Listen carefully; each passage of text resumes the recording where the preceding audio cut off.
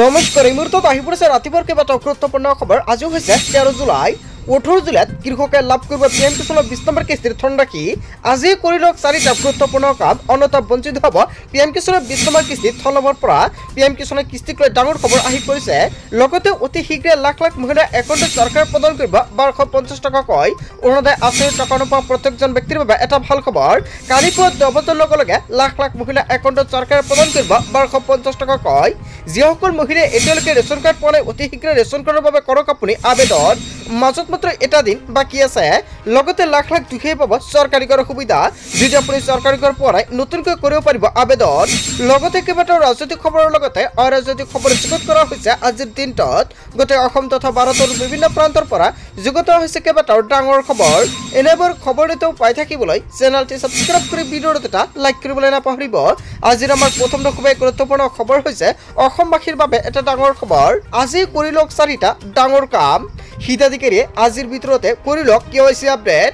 যদি আপুনি এতিয়ালৈকে KYC আপডেট কৰে, অতি শীঘ্ৰে KYC আপডেট কৰক। KYC আপডেটৰ বাবে CSC চেণ্টাৰলৈ যাওক আজিয়েই। ঘৰতে কৰিব পাৰিব আপুনি KYC আপডেট। pmkisan.gov.in ৱেবছাইটত ঘৰতে বহি কৰিব পাৰিব আপুনি আপডেট KYCৰ। হিতাধিকাৰীয়ে খোলা ৰাখক বেংক একাউণ্টৰ DBT মাধ্যম। যদি আপোনাৰ বেংক একাউণ্টৰ DBT মাধ্যম খোলা নাই, তেনেক্ষেত্ৰত আপুনি পোষ্ট অফিচৰ একাউণ্ট অপেন কৰক। কিয়নো দেশৰ কোটি কোটি কৃষকৰ একাউণ্টত চৰকাৰৰ ফালৰ পৰা প্ৰদান কৰা হ'ব পিএম কিষাণৰ 20 নম্বৰ কিস্তিৰ ধনৰাশি। সকলোৱে ৱেইট কৰি আছে পিএম কিষাণৰ 20 নম্বৰ কিস্তিৰ টকা কেতিয়া প্ৰদান কৰা হ'ব। 18 জুলাইত দেশৰ কোটি কোটি কৃষকৰ একাউণ্টত চৰকাৰৰ ফালৰ পৰা প্ৰদান কৰা হ'ব পিএম কিষাণৰ 20 নম্বৰ কিস্তিৰ ধনৰাশি। DBT অন কৰিবৰ বাবে যোগাযোগৰ সংশ্লিষ্ট বেংক বিকৰ সৈতে। যদি আপুনি বেংকত গৈ DBT লিংক কৰিব খোজে, তেনে ক্ষেত্ৰত বহুদিন সময় লাগিব। আৰু যদি আপুনি IPB একাউণ্ট অপেন কৰা, পোষ্ট অফিচৰ একাউণ্ট অপেন কৰে, তেনে ক্ষেত্ৰত লগে লগে আপোনাৰ IPB একাউণ্ট অপেন কৰাৰ লগে লগে DBT লিংক হৈ যাব আৰু কৃষকে টকা পোৱাত কোনো ধৰণৰ অসুবিধাৰ সন্মুখীন নহ'ব। কৃষকৰ কৃষিভূমিৰ প্ৰমাণপত্ৰ পুনৰীক্ষণ কৰাটো বাধ্যতামূলক। যদি আপোনাৰ মাটিৰ নথিপত্ৰ কিবা সমস্যা হৈছে, অতি শীঘ্ৰে আপুনি পুনৰীক্ষণ কৰক, অন্যথা আপোনাৰ একাউণ্টত আপুনি টকা নাপাব। এই কাম কৰিবৰ বাবে আজি আপুনি যাওক চক্ৰ বিষয়ৰ কাৰ্যালয়লৈ। পিএম কিষাণৰ হিতাধিকাৰীয়ে বেংক একাউণ্টৰ সৈতে আজি লিংক কৰক আধাৰ কাৰ্ড। যদি আপুনি বেংক একাউণ্টৰ লগত আধাৰ কাৰ্ডটো লিংক কৰাই, অতি শীঘ্ৰে কৰাই ৰাখক। আপডেট হৈ থকা আধাৰ কাৰ্ডহে লিংক কৰিব পাৰিব আপুনি বেংক একাউণ্টৰ সৈতে।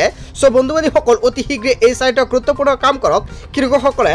যদি এইকেইটা কাম নকৰে, তেনে ক্ষেত্ৰত আপোনাৰ একাউণ্টত আপুনি পিএম কিষাণৰ ধনৰাশি নাপাব। পিএম কিষাণৰ 20 নম্বৰ কিস্তিক লৈ কেইবাটাও গুৰুত্বপূৰ্ণ আপডেট আহি পৰিছে। তাৰ পিছত অসমবাসী ৰাজুক জনাইছো আমাৰ পৰৱৰ্তী খুবেই গুৰুত্বপূৰ্ণ খবৰ, লগতে ডাঙৰ খবৰ। এতিয়াৰ পৰা আপোনাৰ স্মাৰ্ট মিটাৰত বিদ্যুৎ বিল শূন্য হৈ পৰিব। বিদ্যুৎ বিলৰ নামত ভৰিব নালাগে 1 টকাও।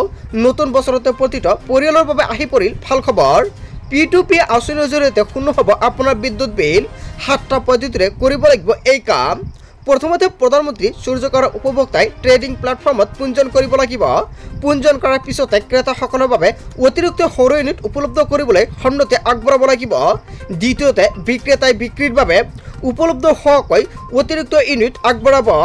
তৃতীয়তে ক্ৰেতাসকলে ক্ৰয়ৰ বাবে নিৰ্দিষ্ট প্লেটফৰ্মত পঞ্জীয়ন কৰিব লাগিব। চতুৰ্থতে ক্ৰেতাসকলে বিক্ৰেতাৰ প্ৰস্তাৱ গ্ৰহণ কৰি পেমেণ্ট গেটৱেৰ জৰিয়তে ধন পৰিশোধ কৰিব লাগিব। পঞ্চমতে উল্লেখ কৰিছে ক্ৰেতা বিক্ৰেতাৰ মাজত লেনদেন কাৰ্যকৰী প্লেটফৰ্মে সংগ্ৰহ কৰিব। কেৱল ইয়াই নহয়, ষষ্ঠমত উল্লেখ কৰিছে লেনদেন সম্পন্ন হোৱাৰ পিছত বিক্ৰেতাৰ একাউণ্টৰ পৰা বিদ্যুৎ ইউনিট কৰ্তন কৰি ক্ৰেতাৰ একাউণ্টত সংযোগ কৰা হ'ব। সপ্তমত উল্লেখ কৰিছে সপ্তম পৰ্যায়ত বিক্ৰেতাৰ পৰা লাভ কৰা বিদ্যুৎ বিক্ৰী নহ'লে APDCLক পুনৰ বিক্ৰী কৰিব পাৰিব। ইয়াৰ জৰিয়তে আপুনি বিদ্যুৎৰ বিল শূন্য কৰাৰ লগতে বিক্ৰয় কৰি টকা উপাৰ্জন কৰিব পাৰিব। আৰু ইয়াক কেন্দ্ৰীয় চৰকাৰৰ ফালৰ পৰা সাহায্য প্ৰদান কৰিব, লগতে অসম চৰকাৰৰ ফালৰ পৰা সাহায্য প্ৰদান কৰা হ'ব।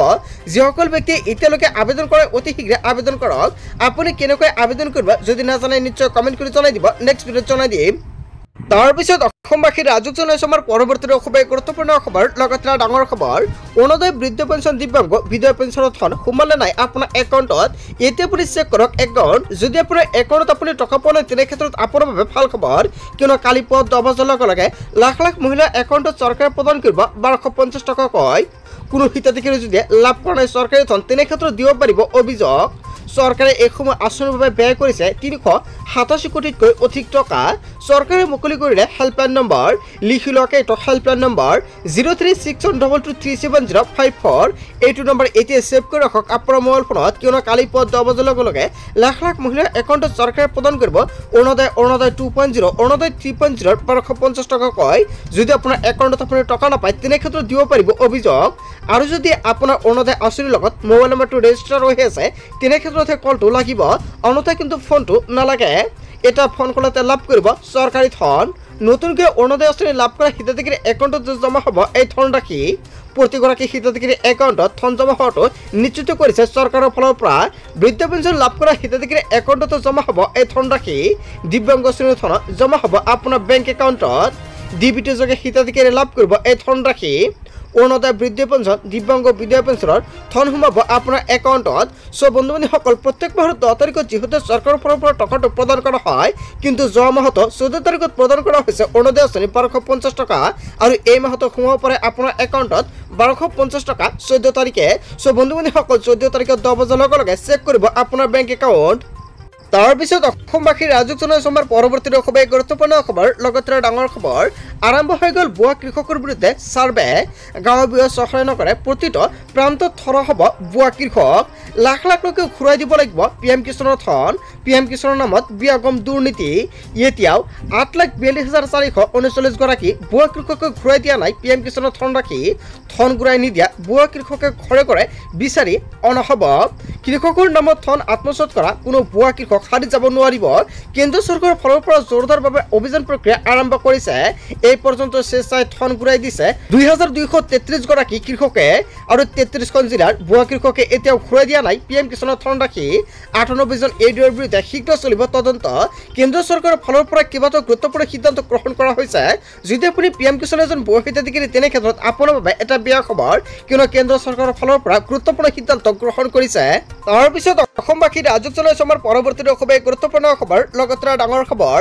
অখিল গগৈৰ কথা মতে ন্যায়ালয় নচলে। অসমৰ মুখ্যমন্ত্ৰী ডক্টৰ হিমন্ত বিশ্ব শৰ্মাই আজিৰ দিনত কেইবাটাও ডাঙৰ মন্তব্য কৰিছে। অখিল গগৈৰ কথা মই আগতেও শুনা নাছিলো, আৰু আগলৈকে মই অখিল গগৈৰ কথা নুশুনে বুলি মন্তব্য কৰিছে অসমৰ মুখ্যমন্ত্ৰী ডক্টৰ হিমন্ত বিশ্ব শৰ্মাই। বিজেৰ পিজেৰ ভূমি দখল কৰিলে উচ্ছেদ হ'বই, বনাঞ্চলৰ ভূমি দখল কৰিলে হ'ব উচ্ছেদ। ইয়াৰ ন্যায়ালয়ৰ চৰকাৰলৈ নিৰ্দেশ বুলি মন্তব্য কৰিছে। বিবেচনাৰ ভিত্তিত য'ত উচ্ছেদ কৰিব লাগে তাতে উচ্ছেদ হৈ আছে। উচ্ছেদ সন্দৰ্ভত অসমৰ মুখ্যমন্ত্ৰী ডক্টৰ হিমন্ত বিশ্ব শৰ্মাই ডাঙৰ মন্তব্য কৰিছে। তাৰপিছত অসমবাসীৰ ৰাজুক জনসভাৰ পৰৱৰ্তী খুবেই গুৰুত্বপূৰ্ণ খবৰ, লগতে ডাঙৰ খবৰ। গোৱালপাৰা মছজিদত চলিব বুলডোজাৰ। হয় বন্ধু বান্ধৱীসকল, অৱশেষত গোৱালপাৰাৰ মছজিদত চলিল বুলডোজাৰ। সুৰে সুৰে কান্দিছে অঞ্চলবাসীৰ মুছলমানসকলে।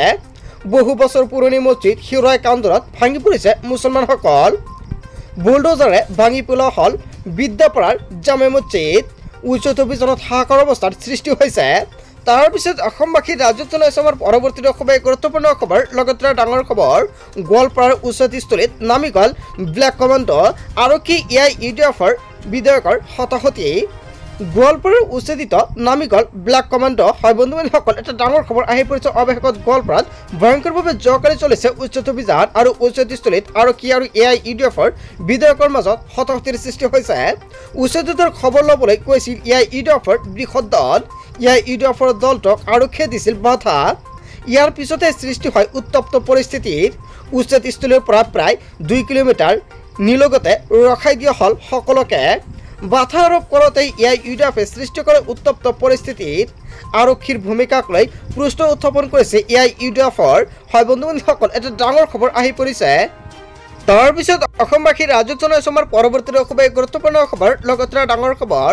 আৰক্ষীৰ বেৰিকেড নেওচি আমচুৰ উত্তাল প্ৰতিবাদ। হয় বন্ধু বান্ধৱীসকল, আমচুৱে ভয়ংকৰভাৱে প্ৰতিবাদ কৰিছে যোৱাকালি। আমচুৱে ৰাজ্যত সাব্যস্ত কৰিলে জংগী আন্দোলন। আৰক্ষীৰ প্ৰতিবাদকাৰীৰ মাজত হতাহতিৰ সৃষ্টি।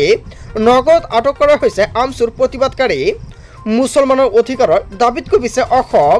অমানৱীয় উচ্ছেদৰ বিৰুদ্ধে সাব্যস্ত কৰিছে উত্তাল প্ৰতিবাদ। চৰকাৰৰ বিৰোধী শ্লোগানেৰে আমচুই কঁপালে ৰাজ্য। সংখ্যালঘুক অত্যাচাৰ বন্ধ কৰাৰ দাবী আমচুৰ তৰফৰ পৰা। অসম চৰকাৰে আমচুলৈ কিয় ইমান ভয় খায় বুলি প্ৰশ্ন কৰিছে আমচুৱে। হয় বন্ধু বান্ধৱীসকল, এটা ডাঙৰ খবৰ আহি পৰিছে। ইয়াৰ বিষয়ত আপুনি কি ক'ব? যদি আপোনালোকৰ কিবা মন্তব্য কৰিব লগা থাকে আপোনালোকৰ মন্তব্যটো নিশ্চয় কমেণ্ট কৰি জনাই দিব। বন্ধু বান্ধৱীসকল, গোটেই অসম তথা ভাৰতৰ বিভিন্ন প্ৰান্তৰ পৰা যুগুত হৈছে কেইবাটাও ডাঙৰ খবৰ। এনেবোৰ খবৰ নিতৌ পাই থাকিবলৈ চেনেলটি ছাবস্ক্ৰাইব কৰি ভিডিঅ'ত এটা লাইক কৰিবলৈ নাপাহৰিব। So thank you for watching full video.